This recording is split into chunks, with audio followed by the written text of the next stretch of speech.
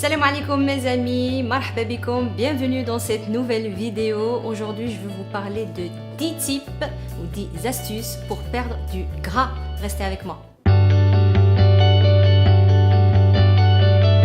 Bienvenue à mes nouveaux abonnés, bienvenue aux anciens. Et si toi aussi t'es nouveau ou t'es nouvelle sur cette vidéo, je t'invite à cliquer sur le petit bouton en bas de la description où c'est marqué abonner, s'abonner, et cliquer sur la petite cloche qui va à côté pour activer les notifications. Comme ça on va créer une grande communauté où on va échanger des informations puis on va progresser ensemble.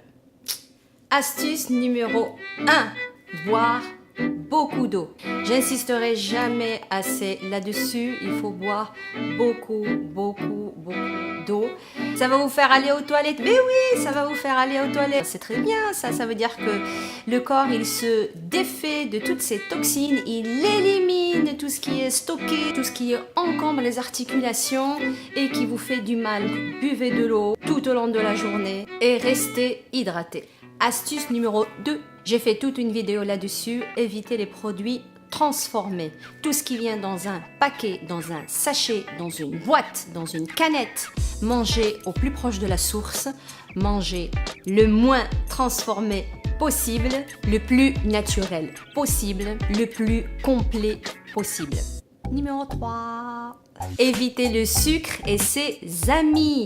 Donc boissons sucrées, gâteaux, viennoiseries, farine blanche et autres dérivés du sucre. 4. Faites la part belle aux fruits et aux légumes. Alors pour ça, moi j'ai une astuce inratable, infaillible qui marche à tous les coups. Quand je commence à manger, je commence par mes légumes ou par ma salade et je me cale bien le ventre avec ça. Dans ma tête, je me dis pas, ah non, j'ai pas le droit aux pâtes, j'ai pas le droit au riz, j'ai pas le droit au pain. Je me dis jamais ça. Je me dis, je vais commencer par mes légumes et ma salade et après, je vais manger ça. La plupart du temps, vous n'avez plus faim quand vous avez mangé votre assiette de légumes ou votre bol de salade. Donc, la quantité que vous prenez de féculents, elle est moindre. Et pour les fruits, eh bien c'est pareil. Quand je ressens un peu de faim, je commence par le fruit ou même deux. Et dans ma tête, je me dis toujours, mais si j'ai encore faim, je me prendrai peut-être un bout de pain, un petit gâteau. Et bien, ça n'arrive jamais. Parce qu'au bout du deuxième fruit, l'affaire elle est pliée, je n'ai plus faim. Diminuer sa consommation des produits laitiers. Bien moi, j'ai enlevé tout ce qui est yaourt, tout ce qui est lait de vache de mon alimentation. Une bonne partie des fromages, je ne consomme plus. J'ai réintroduit un petit peu de fromage dans mon alimentation. Mais alors, ce que je consomme, c'est soit à pâte dure, vieillie au moins 12 mois, si ce n'est 24 mois. Pourquoi? Parce que les bactéries du lait donc vont consommer la plupart du lactose qui se trouve dans le fromage, ce qui fait que en termes digestifs, ça passe mieux pour moi. Autrement, je prends des fromages frais, ultra frais, avec du lait cru, notamment du fromage de brebis et de chèvre. J'en consomme 2 à 3 fois par semaine, c'est largement suffisant. Numéro 6. Diminuer sa consommation de viande rouge. La viande rouge, elle est plus grasse que les autres. Faire une part plus belle aux protéines maigres, par exemple du poulet, par exemple de la dinde, par exemple du poisson, ou bien encore des œufs. De temps en temps, un petit peu de viande rouge, pourquoi pas. Mais quotidiennement, moi, j'ai arrêté. Numéro 7. Faire plusieurs petits repas pendant la journée. Eh bien, moi, j'avais divisé ma journée en 5 temps de repas. Le petit déjeuner, la collation du matin, le repas du midi, la collation de l'après-midi et le dîner du soir. Pourquoi ça? Donc ça fait une prise alimentaire toutes les 3 heures environ sur la journée. Ça permet de prendre des petites quantités à chaque fois, de maintenir un taux d'insuline stable tout au long de la journée, de parer aux fringales et du coup de consommer moins de calories sur la journée. Parce que je cherchais à perdre du poids, jamais je n'ai compté mes calories. En ce moment, je le fais parce que j'ai d'autres objectifs.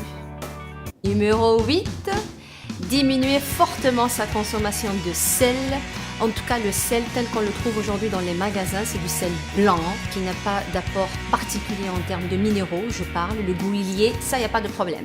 Mais autre chose, malheureusement, c'est pauvre. J'ai remplacé par du sel, du gros sel marin, non raffiné, récolté à la main. On trouve ça dans n'importe quel magasin. En France, on a une bonne production de sel marin du côté de la Bretagne, donc il n'y a pas forcément besoin de le prendre bio.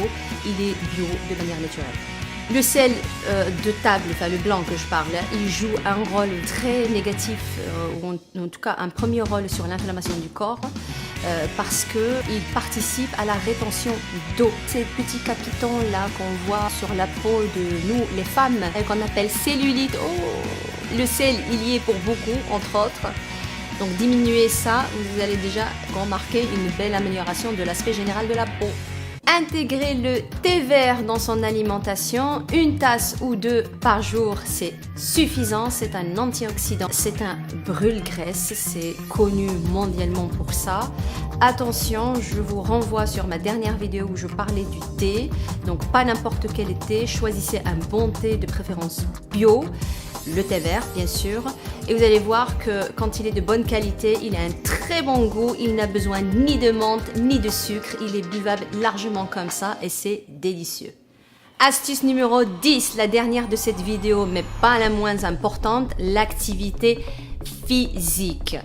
Autant le sport ne fait pas maigrir sans une bonne alimentation, autant une bonne alimentation ne vous fera pas maigrir de manière spectaculaire s'il n'y a pas une activité physique soutenue et régulière à côté. Donc c'est le couple gagnant. Alors une activité physique de 30 à 45 minutes par jour, c'est largement suffisant, où on peut alterner des séances intenses avec des petites minutes de repos ou des exercices un peu moins intenses, du type HIIT par exemple. Si vous connaissez ça, je développerai dans une autre vidéo consacrée au sport, encore une fois.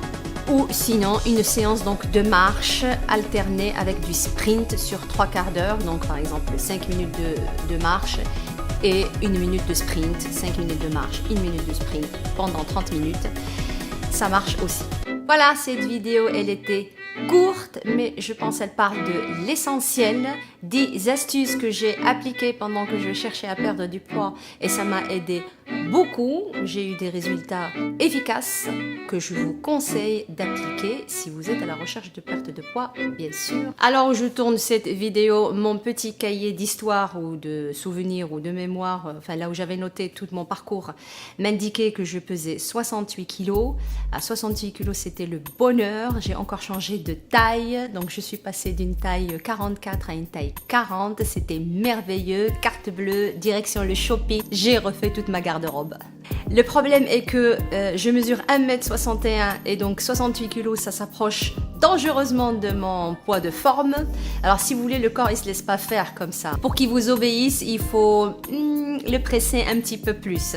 Je vous expliquerai dans d'autres vidéos comment je suis sortie de ma zone de confort et comment j'ai nettoyé mon alimentation. J'ai stagné 6 mois à 68 kg.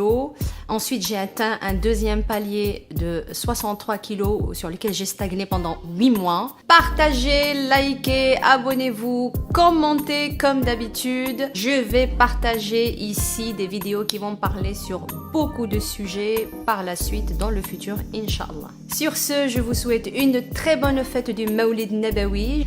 Ashirkum Broka, très bonne fête à vous et je vous dis à la prochaine.